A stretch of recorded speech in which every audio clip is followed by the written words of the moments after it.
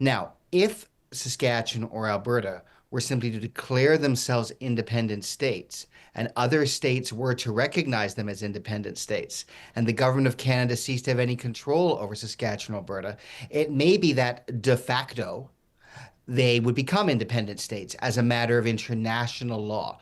And the Supreme Court did acknowledge that that was a possibility. I guess the flip side of what they're saying is that if our concerns are not addressed, or we feel as though they have been not addressed, then we're willing to explore separation. It's kind of raising the stakes. Look, I've said it before on this channel. International recognition is the ultimate game changer. That's the line between being called a rogue province and being treated as an actual nation. Now, opponents love to say Canada will never allow Alberta and Saskatchewan to separate. Well, no kidding. Ottawa doesn't want to lose its golden goose. But here's the reality: when the federal government refuses to negotiate in good faith, when it ignores the will of the people, then the outside world can step in. And let's be honest, the United States has already signaled that they respect Western Canadians' right to self determination.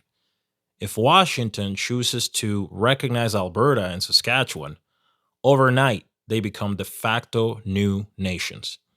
And considering an independent West would be friendlier and closer to America compared to a Canada that cozies up to communist China, well, that's not a hard choice now, is it? Let's dive in. If you support these videos, please subscribe. It's free and it helps our channel grow. Thank you. In the meantime, I mean, we're continuing to garner support. We're talking in town halls, every night across the province.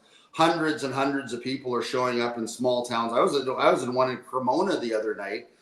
Teeny little speck on the map in Alberta off of Highway 22. Over 150 people showed up, all of them completely in favor of independence. I'm going to be in Foremost on Friday, which is way down by the U.S. border. Everywhere we go, we're speaking to packed halls full of Albertans in favor of independence. The other thing people need to understand is all of these what's next calls that Danielle is holding. More than 50 or 60% of everybody showing up at those meetings are in favor of independence. And the support is only increasing. Here's the part the mainstream media never talks about: the people. Grassroots groups like the Alberta Prosperity Project are out there every week, holding rallies and town halls, filling up rooms with Albertans hungry for independence. They're not waiting around for Ottawa to grow a conscience. They're educating people, showing the benefits of going it alone. And it's not just Alberta. Saskatchewan has groups like United Grassroots pushing for sovereignty too. Hundreds of folks are showing up from small prairie towns to big centers, and the energy is undeniable. People know the ship called Canada is sinking, and they don't plan to go down with it. They're ready to build something better, something freer, something that respects them for a change. We see ourselves as an independence movement wanting to form an independent Commonwealth, separate and apart from Canada and the United States, but with extremely strong financial and economic ties to the United States, because we see the U.S. as our natural ally, unlike Mark Carney, who sees communist China as his natural ally. Here's the simple truth that Eastern Canada just can't seem to wrap their head around. Albertans see Americans as family. The trade, the culture, the values, it's all connected. Meanwhile, Ottawa and the Eastern elites push their tired America bad propaganda, like we're supposed to see the US as some enemy. Give me a break. Out west, people see right through the nonsense. In fact, Albertans are the least likely in all of Canada to hold negative opinions about our neighbors to the south. And Saskatchewan, same story. Prairie people have common sense. They know who their real allies are, and it sure isn't a federal government that treats them like second class citizens while cozying up to China. It's the Americans, our closest friends, our partners, and maybe soon our fellow countrymen, possibly. Separation from Canada. It is something that has come up since the Liberals were given another term in government, particularly in Saskatchewan and Alberta, with some frustrated with what they view as out-of-touch policies around energy and the environment created in Ottawa that don't benefit the West. The petition signature threshold for a separation referendum has been lowered in Alberta, and a referendum petition is making the rounds here at home too. But is separation actually possible? Well, for the answer, we have turned to Gerard Kennedy. He is an assistant professor in the Faculty of Law at the University of Alberta. Gerard, thank you so much for joining us. My pleasure.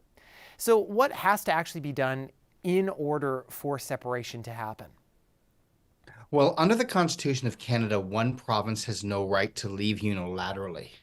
So even if there were a referendum that purported to prescribe separation, that would not give the province in which the referendum occurred the legal right to leave. Having said that, the Supreme Court did hold in 1998 that if a clear majority on a clear question votes to leave Confederation, and they had Quebec in mind, but the logic would apply just as much or almost as much to Alberta and Saskatchewan, then an obligation would fall upon the federal government to negotiate in good faith the exit. So basically, that's never happened, and those are qualitative rather than quantitative criteria. So we don't know precisely what would happen. But what's absolutely clear is the majority would have to be clear, and the question would have to be clear. It couldn't engage in hypotheticals. So a bit of work obviously to be done there, but hypothetically, if that work was done and a vote came down to it, is it possible for a province to essentially become its own country, and how would that look? Well, as a matter of Canadian constitutional law, there'd have to be some negotiation, and suppose that may or may not occur. Now, if Saskatchewan or Alberta were simply to declare themselves independent states, and other states were to recognize them as independent states, and the government of Canada ceased to have any control over Saskatchewan, Alberta, it may be that de facto they would become independent states as a matter of international law. And the Supreme Court did acknowledge that that was a possibility. It might not necessarily be constitutional, and given how other states tend not to recognize breakaway provinces unless the federal government has condoned the departure, I don't think that's very likely. But I mean, theoretically, it could happen de facto, even if not legally proper. Now, something else at play here, we've heard First Nations groups say separation is unconstitutional because it ignores the treaties. So how would that have to be handled in all of this? Clearly, the treaties between Canada's Indigenous populations and the Crowns are with the Crown and right of Canada, not the Crown and right of Saskatchewan. So it's hard to see how Saskatchewan could just assert it has that and move on. It would presumably have to be a part of any negotiated departure.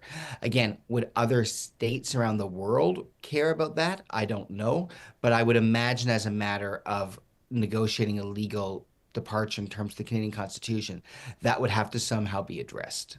I mean, if you look at some of the accommodations that Quebec has received over the years, it's quite clear that our confederation can accommodate regional difference, respecting that different provinces have different priorities and cultures that need to be respected within reason. I suspect that's what they're aiming for, and there's nothing incompatible with the Canadian Constitution. And that, I guess the flip side of what they're saying is that if our concerns are not addressed, or we feel as though they have been not addressed, then we're willing to explore separation. It's kind of raising the stakes. Now, you brought up Quebec. Of course, this is not the first time we've discussed separation in this country. Is this issue, as fervent and maybe even as legitimate this time around as it has been in Quebec, especially during referendums there in the 80s and 90s? Well, certainly Quebec has unique language, a unique culture that isn't entirely shared with Saskatchewan and Alberta. And so, as a matter of international law, the Quebecois could be considered a people more obviously, in a way that it's harder to pinpoint Saskatchewanians or Albertans. Having said that, as a matter of Canadian constitutional law, the 10 provinces are of equal legal stature. So in principle, I don't see how that would really make a difference.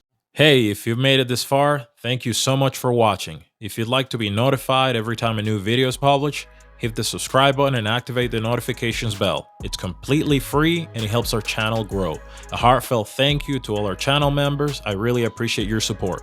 See you all in the next one. Peace.